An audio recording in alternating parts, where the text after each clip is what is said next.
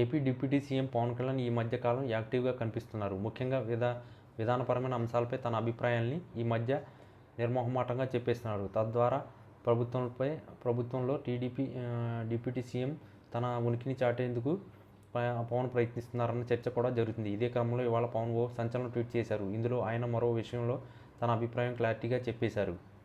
7 ఏళ్ల క్రితం 2018లో తిత్లీ తుఫాను వచ్చినప్పుడు జనసేన అధినేత పవన్ కళ్యాణ్తో కలిసి తాను బాధితుల్ని పరామర్శించినప్పటి ఓ ఫోటోను ఆ పార్టీ నేత మంత్రి నాదెండ్ల మనోహర్ ఎక్స్లో షేర్ చేశారు. ఇందులో ఆయన పవన్ కళ్యాణ్ నాయకత్వంలో రాష్ట్రం కోసం తాను ఎలా ప్రయాణం మొదలుపెట్టానో వివరించారు. క్లిష్ట సమయంలో పవన్ తనను ఎలా మోటివేట్ చేశారో కూడా వివరించారు. దీనిపై పవన్ కళ్యాణ్ స్పందించారు.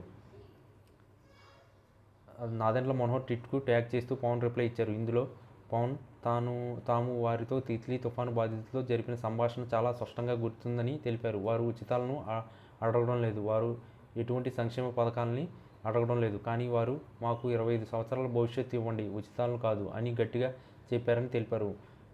మన యువత యొక్క నిజమైన సామర్థ్యాన్ని మనం ఉపయోగించుకోవాలి. వారి కలలను నెరవేర్చుకోవడానికి, వారికి అర్థం చేసుకోవడానికి నేను మన యువతను కలుస్తూనే ఉంటానని వెల్లడించారు. వాస్తవానికి పవన్ ట్వీట్ ఏ ఉద్దేశంతో చేశారో తెలియదు, కానీ ప్రస్తుతం ఏపీ సహా పలు రాష్ట్రాల్లో సంక్షేమ జాతర కొనసాగుతుంది. గతంలో జగన్ సర్కారులో ఉచిత పథకాలపై విమర్శలు చేసిన కూటమి పార్టీలు ఇప్పుడు అంతకంటే ఎక్కువగా పథకాలు మొత్తం పెంచి మరీ ఇస్తున్నాయి. దీంతో పాటు మహిళలకు ఉచిత బస్సు ప్రయాణం వంటి కొత్త పథకాలను కూడా ప్రారంభించారు. ఇలాంటి సమయంలో పవన్ ట్వీట్ ప్రాధాన్యత సంతరించుకుంది.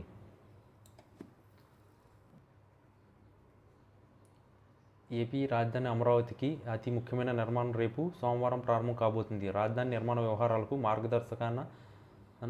మార్గదర్శకం చేయబోతున్న సిఆర్డీఏ కేంద్ర కార్యాలయం ఇప్పటికే నిర్మాణ పనులను పూర్తి చేస్తుంది. అధునాతన ఫ్యూచర్లతో ఈ నిర్మాణం పురపాలక శాఖ చేపడుతుంది. అమరావతి నుంచి కార్యకలాపాలు సాగించేందుకు ప్రారంభం కాబోతున్న మొట్టమొదటి పాలనా భవనం ఇదే కావడం విశేషం. రేపు ఉదయం 9:54కి సీఎం చంద్రబాబు దీన్ని ప్రారంభిస్తారు.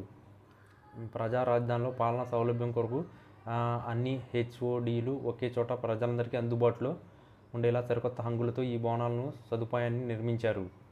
అమరావతికి భూములు ఇచ్చిన రైతుల దగ్గరకు సిఆర్డీఏ ప్రధాన కార్యాలయం నిర్మించారు. రాజధాని అమరావతిని ప్రతిబింబించేలా భవనం ముందు ఏ అక్షరాలతో ఎలివేషన్ ఇచ్చారు. ఇకపై అమరావతి నిర్మాణ పనుల్ని ఇక్కడి నుంచే పర్యవేక్షణ చేయనున్నారు.